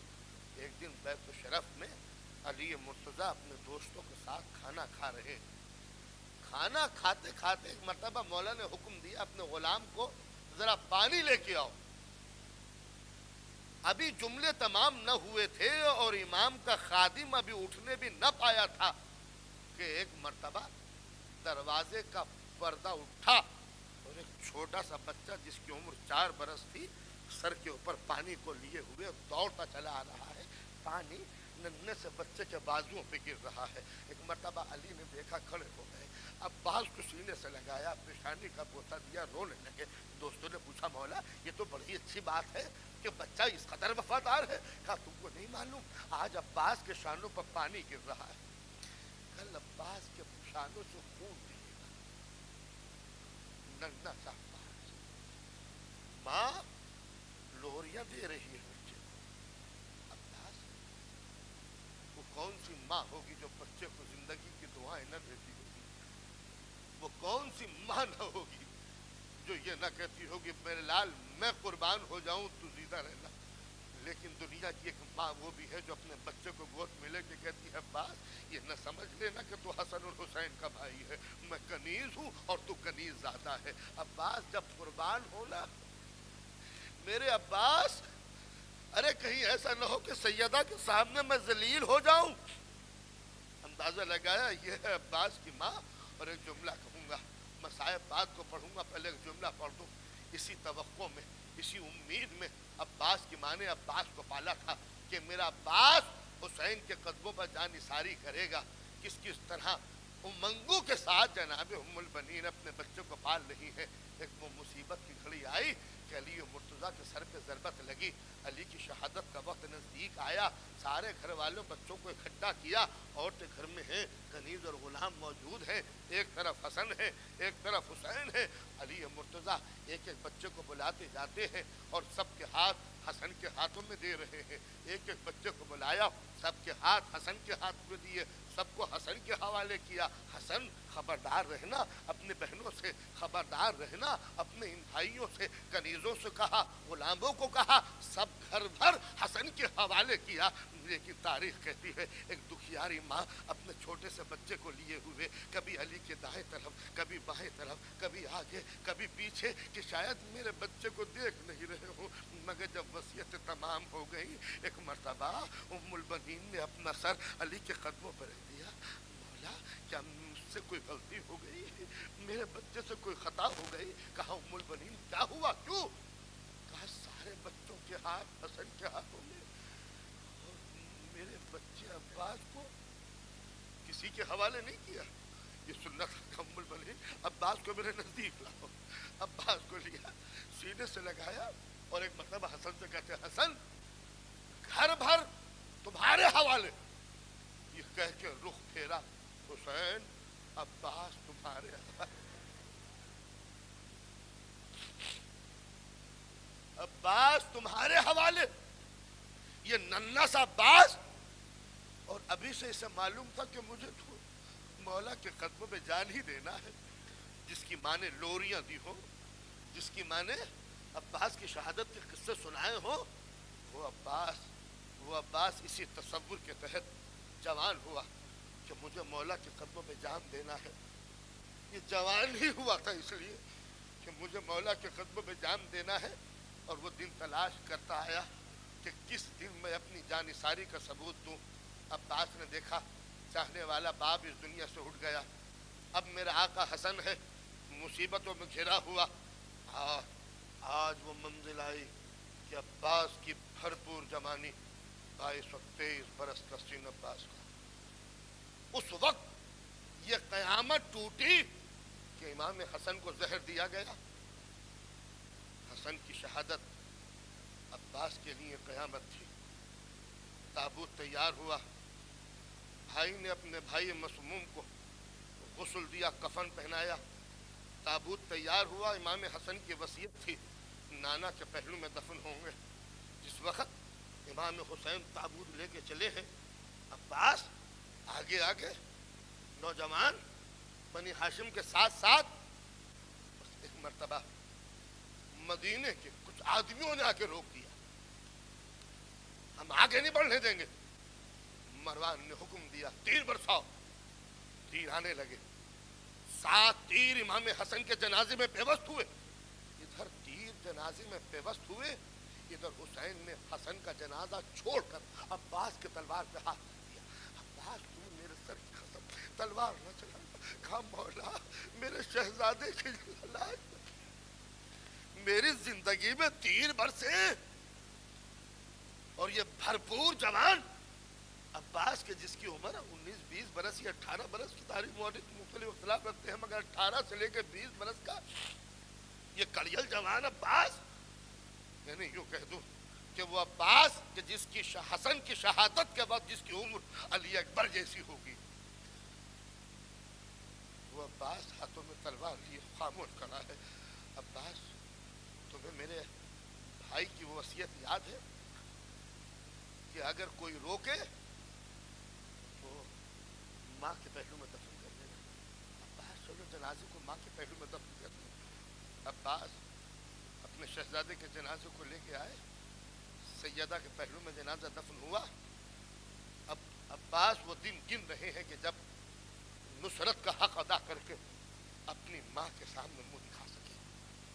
एक वक्त वो भी आया कि अब्बास को ये मालूम हुआ कि हाकिम मदीना वलीद ने मेरे मौला को रात के वक्त बुलाया है। मदीने के हाकिम ने रात के वक्त मेरे इमाम को बुलाया है। अब्बास को मालूम हुआ रात का वक्त इशा की नमाज पढ़ के इमाम चले, सन्नाटा है, अंधेरा है, मदीने की गलियों में तारीकी है। दारुल खिलाफा के दरवाजे पर जब आए मौला, तो मौला के कानों में किसी के चलने की आवाज सुनाई दी। अंधेरी रात थी, आवाज दी, कौन? आवाज आई, मौला मैं हूं अब्बास। अब्बास तुम मेरे पीछे पीछे आ रहे हो? मौला दुश्मन चालाक है, रात की तारीकी है, हम रिसालत की अमानत को तन्हा दुश्मन के महल में नहीं जाने देंगे। आवाज दी मौला ने, अब्बास हाकिम मदीना ने हमें तन्हा बुलाया है, हम तन्हा ही जाएंगे। कहा तो आका अगर आपको बुलाया है तो आका जाए, मगर अब्बास वहां खड़ा रहेगा जहां गुलाम खड़े रहते हैं। अब्बास लौट जाओ। कहा मौला मैं महल में नहीं जाऊंगा, मगर वहां से नहीं हटूंगा जहां गुलाम खड़े रहते हैं। ये कह के हुसैन महल में गए, दारुल खिलाफा में। हाकिम वलीद मदीना ने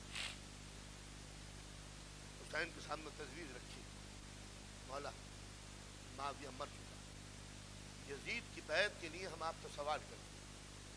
इमाम ने कहा, वलीद मुझ जैसे फर्जंद रसूल से तुम बैत का सवाल है रात की तारीकी में, वो भी अपने दारुल खिलाफा में? कल मुसलमानों को जमा करो, ऐलान आम कराओ, और जब पूरी दुनिया इकट्ठी हो जाए तो तुम मुझसे ये सवाल करना बैत का, जो मैं जवाब दूं यजीद को लिख के भेज देना। ये कह के मौला रुके और पलटे। मरवान पहलू में खड़ा है। एक मर्तबा वलीद से कहता है मरवान, वलीद तूने ये दूसरी गलती की। पहली गलती तो ये कि हुसैन को तूने आजाद बुलवाया कैसे, कैद करके बुलवाना चाहिए था।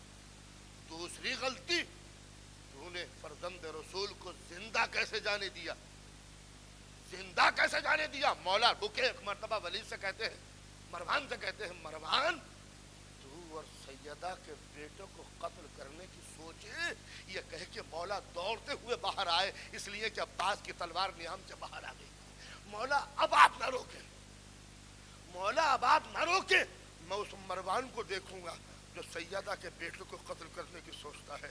अब्बास तुम्हें हमारे सर की कसम, मेरे शेर तुझे हुसैन के हक की कसम, तलवार न चलाना। कहा मौला ये पूछना चाहता हूँ कि अब्बास की जिंदगी में इस दुनिया में वो कौन है जो मेरे आका को कत्ल करने की धमकी दे और जिंदा चला जाए। अब्बास क्या तुम्हें हमारे सर की कसम का कोई एहसास नहीं है? अब्बास, मौला अब्बास आपके हुक्म के आगे सर झुका लेगा, मैं तलवार नहीं चलाऊंगा। सोचते चले जाएं कि अब्बास के दिल की तमन्नाएं कहाँ कहाँ घुटी है। मुझे एक जुमले से काम लेना है, मुझे एक लफ्ज़ से काम लेना है। सोचते चले जाएं कि अब्बास के जज्बात कहाँ कहाँ खून हो गए। अब्बास चले आए, वक्त रुखसत है, वो रात भयानक आई है जहाँ हुसैन एक एक की कब्र से जुदा हो रहे हैं। कभी माँ के बाजार पे गए, कभी हसन की कब्र पर गए, कभी चाहने वाले नाना के पास गए। नाना खुदा हाफिज, माँ जिस हुसैन को चक्की हफीज के पाला था बहुत है, अब मदीने से जा रहा है। हसन हसन दिल चाहता था कि जिंदगी भर तुम्हारी कब्र का मुजाहिद बना बैठा रहूं।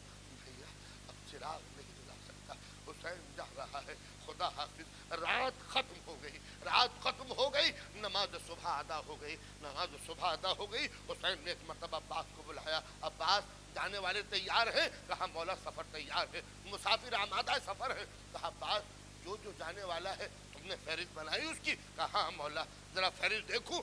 सबसे पहले फहरिस्त देखी इमाम ने, ऊपर लिखा हुआ है नस्र मिन अल्लाह फतह करीब।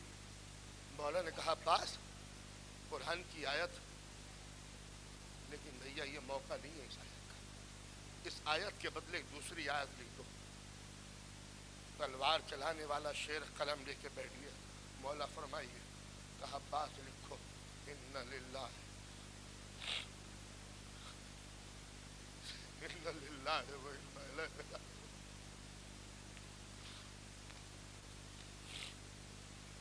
عباس نے قلم رکھ دی. اس آیت کا مفہوم عباس جانتے ہیں, اس آیت کا میننگ کیا ہوتے ہیں عباس جانتے ہیں. بس ایک مرتبہ شیر کی آنکھوں میں آنسو آئے, نظر اٹھائی, مولا کی طرف دیکھا. حسین نے کہا عباس یہ ہم لکھ کے دیتے ہیں ان للہ و انا الیہ راجعون. عباس مدینے والے سے کہہ دو کہ اپنے اپنے گھروں کو جائیں. مولا اس وقت پبلک بے چین, دوست بیدار, تو وقت رخصت ہے, کس طرح کہو. کہا عباس معلوم نہیں ہے, شیطانیوں کے اب آنے کے وقت ہے. میں نہیں چاہتا کہ کسی مدینے والے کی نظر زینب و کلثوم کے سر پہ پڑ جائے. عباس نے حکم دیا مدینے والوں اپنے اپنے گھروں کو چلے جاؤ, اب شہزادیوں کی سواری کا وقت ہے. سب چلے گئے, سناٹا ہے, ناخل آئے گئے, ہماریاں نصب ہوئی. مولا کرسی پہ جلوہ افروز ہے, ایک ایک بی بی آتی جاتی ہے. کبھی اکبر بٹھاتے ہیں, کبھی قاسم, کبھی اون و محمد, چھوٹے چھوٹے بچے آئے. سکینہ آئیں, عباس نے سوار کیا. باقر آئے, عباس نے بٹھایا. تب سارے بچے بیٹھ گئے. اب مخدرات عصمت کی سواری کا آنے کا وقت ہے. رباب آئیں, مولا نے حکم دیا اکبر ماں کو سوار کرو. ام لیلہ تشریف لائیں. علی اکبر اپنی ماں کو سہارا دو. ایک ایک بی بی آتی جاتی تھی, مولا حکم دیتے جاتے تھے. سب بیٹھ چکے, سب آپ ہماریوں میں آ گئے, پردہ نشی ہو گئے. اب سب سے آخر میں ایک مرتبہ بیت الشرف کا پردہ اٹھا. ایک معظم آئی, قیامت آ گئی, قیامت آ گئی. حسین کھڑے ہو گئے. عباس میرے نزدیک آ جاؤ, اون و محمد میرے قریب آؤ, علی اکبر دو زانو ہو کے بیٹھ جاؤ, قاسم کو مہار ناکا پکڑو. عباس ذرا دائیں طرف کا خیال رکھنا. اس طرح زینب کو چاروں طرف سے جرحتوں کے میزار میں آ کے لے کے چلے. زینب کے بازو پکڑے اور ایک مرتبہ ناکے میں بٹھایا. بہن نے پلٹ کے ماں جائے کو دیکھا, جیسے آنکھوں ہی آنکھوں میں پوچھ رہی ہو بھیا جس شام سے لیے جاتے ہو اسی شام سے لے کے آنا. دوستو قافلہ گزر گیا, حسین کا قافلہ گزر گیا, مکے پہنچا. حسین نے حج کو عمرے سے بدلا, تشریف لے کے چلے آگے. اب کوفے کی منزل ہے, راستے میں مسلم کی شہادت کی خبر سنی. عباس کو معلوم ہوا کہ مسلم شہید ہو گئے. ایک مرتبہ آواز دی کسی نے آواز دی, جزا آئیں, اے عباس تمہاری بہن تم کو بلا رہی. عباس دوڑے ہوئے گئے. آپ کو معلوم ہے مسلم کی بیوی عباس کی سگی بہن. خیمے میں عباس کو بلایا اور بہن کہتی ہے عباس تیرے ہاتھوں کے قربان ہو جاؤں بھیا, تیرے ہاتھوں میں تلوار رہی اور بہن کا سہاگ اجل گیا, پردیس میں بیوہ ہو گئی. بس یہ سننا تھا کہ عباس نے تلوار پہ ہاتھ رکھا. بہن تیرے سہاگ کی عظمت کی قسم, اگر کوفیوں سے مسلم کا خون کا بدلہ نہ لیا. عباس جملہ پورا نہ کر پائے تھے جو حسین نے کاندھے پہ ہاتھ رکھ دیا. عباس قسم نہ کھانا, عباس قسم نہ کھانا. اللہ کی قسم عباس کی قسم ادھوری رہ گئی. مولا کے چہرے کو دیکھا, سر جھکا لیا. یہ بہن کے سہاگ کا صدمہ, یہ بہن کی بے ہوگی. چھوٹے چھوٹے یتیم بچے دو رہ گئے. یتیموں کو عباس نے سینے سے لگا لیا. بھی عباس کے بھانجے ہیں. بچے ماموں کے سینے سے لپٹ گئے. ماموں ہم یتیم ہو گئے. اور عباس کی دونوں آنکھوں کے آنسو خون بہاتے رہے. وقت گزرا, عباس اپنے قافلے کو لے کے آگے بڑھے. فرات کے کنارے سکینہ کا خیمہ نصب ہو گیا. عباس کی نگرانی میں حسین کے خیمے لگے تھے. ابن زیاد کا ایک دستہ آیا اور ایک مرتبہ حکم دیا علی اکبر کو بلا کے, علی اکبر ابن زیاد کا حکم ہے کہ فرات کے کنارے سے سارے خیمے ہٹا لیے جائیں. یہ جملے کچھ بلند آواز سے ہوئے. عباس آگے بڑھے اور ایک مرتبہ کہا علی اکبر میرے لال ذرا ہٹ جانا، اور جو یہ کہہ رہے ہیں وہ میرے نزدیک کا ہے۔ کیا تم کو نہیں معلوم کہ ابھی عباس زندہ ہے؟ کیا تم کو نہیں معلوم کہ حسین کے خیمے خود ہم نے اپنے ہاتھوں سے نصب کیے ہیں؟ ہماری زندگی میں کیا یہ مجال ہے کہ ہماری شہزادی سکینہ کا کوئی خیمہ فرات کے کنارے سے ہٹا دے؟ بس یہ جملے کہنے نہ پائے تھے، حسین زینب کے پاس گئے، زینب غضب ہو گیا، شیر کو جلال آ گیا، اور زینب نے فضہ کو بھیجا، فضہ عباس کو ہمارا حکم پہنچا دے کہ اگر تلوار نکالی تو ہم سر کے بال کھول دیں گے۔ زینب کا حکم آیا اور عباس کی تلوار پھر نیام میں رہ گئی۔ فضہ شہزادی سے کہہ دینا عباس تلوار نہ چلائے گا مگر میری شہزادی سر کے بال نہ کھولے۔ اچھا خیمے ہٹا لو میرے لال، خیمے ہٹا لو۔ عباس کی نگاہوں کے سامنے سکینہ کا خیمہ ہٹ گیا، حسین کے خیمے ہٹ گئے۔ فراز سے بہت دور جلتی ہوئی ریتی پر آل رسول کے خیمے نصب ہو گئے۔ یہ دوسری محرم تھی، 7ویں محرم سے پانی بند ہو گیا۔ اب سکینہ پیاسی ہے۔ اب عباس گزر رہے تھے تو سکینہ نے کہا چچا،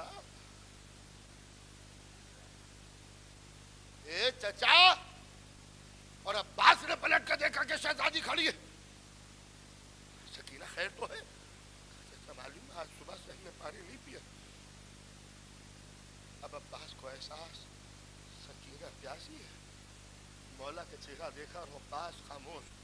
7ویں گزر گئی، 8ویں تاریخ آئی بیت گئی۔ اب عباس کے کانوں میں باقاعدہ آواز آ رہی ہے، التش التش۔ سکینہ پانی مانگے اور عباس چپ رہے، سکینہ پانی مانگے اور عباس چپ رہے۔ 8ویں بیت گئی، 9ویں محرم آئی، 9ویں محرم آئی، شام کا وقت، عصر کا ڈھلتا ہوا سورج۔ حسین خیمے کے چوبے خیمہ سے پشت لگائے ہوئے لیٹے ہیں، آنکھیں بند ہیں۔ ایک مرتبہ زمین کربلا ہلی، یزید کا ٹڈی دل لشکر 9ویں محرم کو شام کے وقت بغیر کسی الٹیمیٹم دیے ہوئے حملہ کر دیا۔ سب سے پہلے حملے کی اطلاع عباس کو ہوئی۔ عباس مسکراتے ہوئے آئے، شہزادی شہزادی دشمنوں نے حملہ کر دیا۔ یہ جملہ عباس نے کیوں کہا یہ یاد دلا دوں کہ جس وقت فرات کے کنارے حسین نے عباس کو روکا ہے تو یہ جملہ کہہ کے روکا تھا، عباس ہم جنگ میں پہل نہیں کرتے، ہم پہل نہیں کرتے جنگ میں۔ اور جب یزید نے پہل کی تو عباس نے یہی کہا، شہزادی یزید کی لشکر نے حملہ کر دیا، اس کے معنی ہے کہ اب عباس کی تلوار کو کوئی نہیں روک سکتا۔ مولا نے یہی تو کہا تھا ہم پہل نہیں کرتے۔ عباس مسکرا رہے ہیں، شہزادی دشمن نے حملہ کر دیا، اس کے معنی ہے کہ اب تو عباس کو میدان جنگ میں جانے کی اجازت ملے۔ کہا بھیا ٹھہرو۔ زینب گئی، زینب جانے کے بعد حسین کے دونوں بازو پہ ہاتھ رکھ کے کہا بھیا۔ حسین نے آنکھیں کھول دی، زینب خیر تو ہے؟ زینب کہتی ہے بھیا حملہ ہو گیا، اور حسین نے کہا ان للہ۔ بس یہ جملہ کہا تھا، تاریخ کہتی ہے کہ زینب چکرا کے گر پڑی۔ اس جملے کے معنی سمجھتی ہے زینب، انا للہ و انا الیہ راجعون۔ ایک مرتبہ حسین نے بے ہوش زینب کو سہارا دیا، زینب کا سر زانو پہ رکھا، ایک جملہ کہا ہے زینب دل اتنا کمزور ہے، زینب شہادت کی خبر سن کے بے ہوش ہو گئی۔ زینب کربلا سے کوفہ اور کوفہ سے شام، رانڈ اور بیواؤں کو کون لے کے جائے؟ بس دوستو، یہ پہلی اور آخری مرتبہ زینب بے ہوش ہوئی ہے۔ جو زینب بھائی کی شہادت کی خبر سن کے بے ہوش ہو جائے، وہ زینب اس وقت بھی بے ہوش نہ ہوئی جب حسین کے گلے پہ خنجر چل رہا تھا، جب گھر لٹ رہا تھا، جب سکینہ تماچے کھا رہی تھی۔ بھیا تم نے حکم دیا ہے تو اب غش نہیں آئے گا، چاہے قیامت گزر جائے۔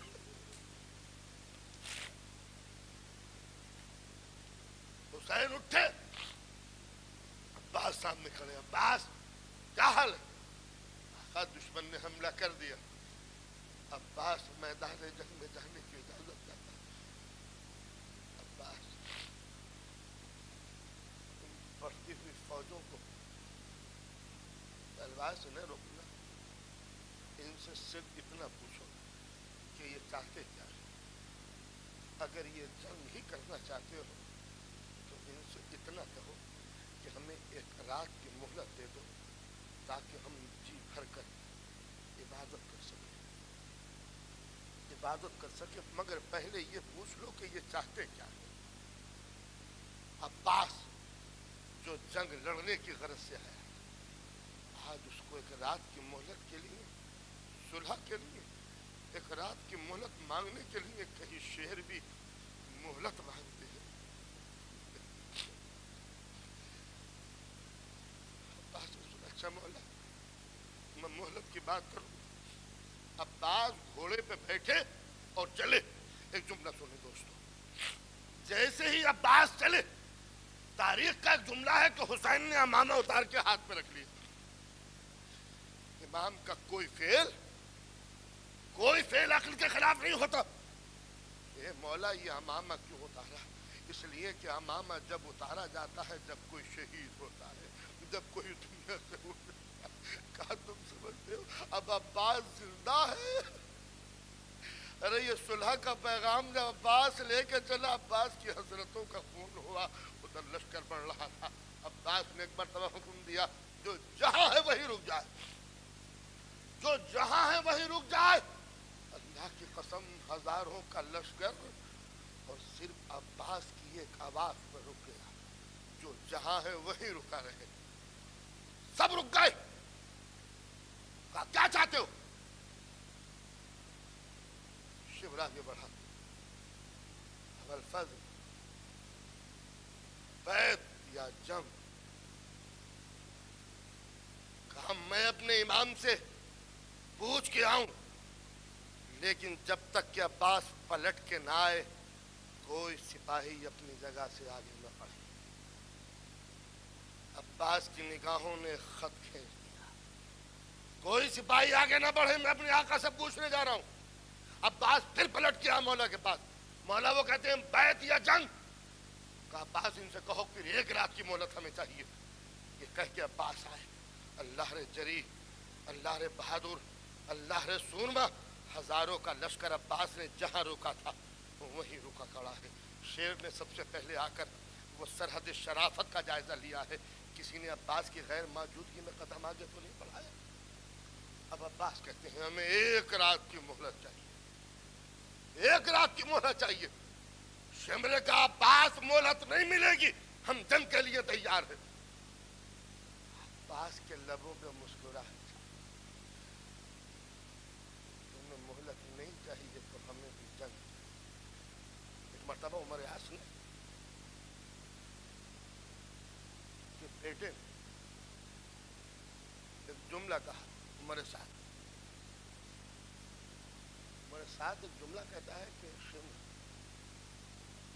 जम्द रसूल मोहलत एक रात, इंसानियत के खिलाफ एक रात की मोहलत दे दो, और वो भी नमाज पढ़ने के लिए। खामोश हो गया शिमर, एक रात की मोहलत मिल गई। अब्बास आ गए खामोशी से सर झुका हुए, मौला दुश्मन ने एक रात की मोहलत दी थी। रात आई और हुसैनी प्यासों ने मुसल्ले खाक पर बिछा।